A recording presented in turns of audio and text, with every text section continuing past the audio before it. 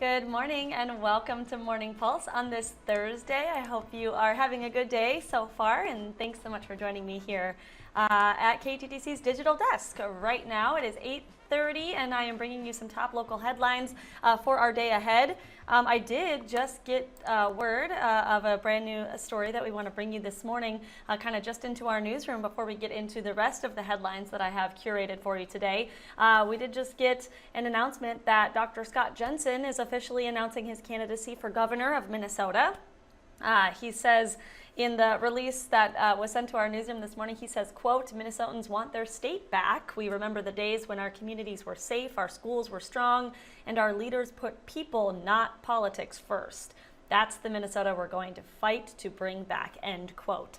You may remember the name Dr. Scott Jensen. He did run against Governor Tim Walz in the last governor's the last race for governor, the last gubernatorial race. So he is, again, going to be entering that race. Again, this is for 2026. So for Minnesota governor, we, of course, are going to be adding some more information to this story, probably onto our website, KTTC.com, as well as maybe into our later newscast today, probably starting at noon. So be sure to stay with us for this developing story. But yes, it looks like we have a new candidate who has put their name in the ring for Minnesota governor. Let's get to some of the other headlines we're going to be bringing you this morning. The next one is coming out of Iowa, kind of a warning from some officials in the state of Iowa, a scam scare or a scam alert that we want Iowans on Medicare to know about. This is for those people specifically. The Iowa Insurance Division is actually warning people about some fraudulent accounts. According to the Centers for Medicare and Medicaid Services, 103,000 fake accounts were made over the last 2 years. And these accounts use real people's names, birthdays, and even zip codes.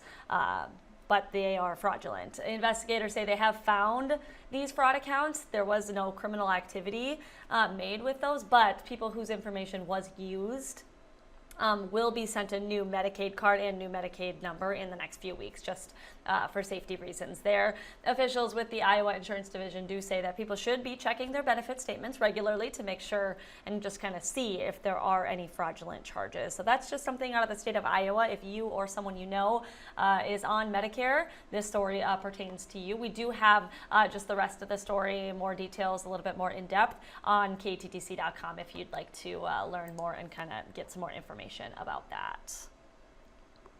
Our next story this morning, we are taking you to Rochester. We're talking about improvement projects over at Silver Lake. As we know, these have been ongoing stories that we've been bringing you over the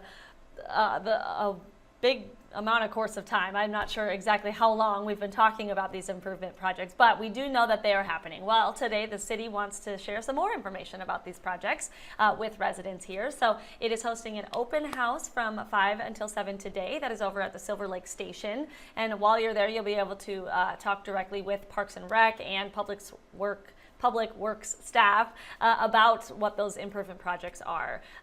Answer any questions. They can answer any questions you have, maybe about the dam modifications going on, the modernized aquatic area coming, a new playground, skate park expansion, new basketball courts, and some of those renovated shelters.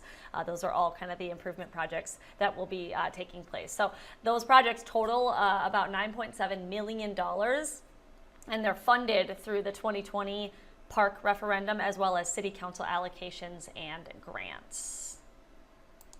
And our third and final story, I guess it's your fourth because I brought you the kind of breaking news in to start our Morning Pulse broadcast on the governor. So technically this is our fourth story, but it's something for all shoppers that love to shop and find a good deal. It's something going on over in Albert Lea. We're talking about the return of Crazy Days. It's an annual tradition that features 3 full days of bargains and a whole lot of local fun, of course. We're talking about sales being offered at select businesses throughout the historic downtown Albert Lea. So today is Bargain Day.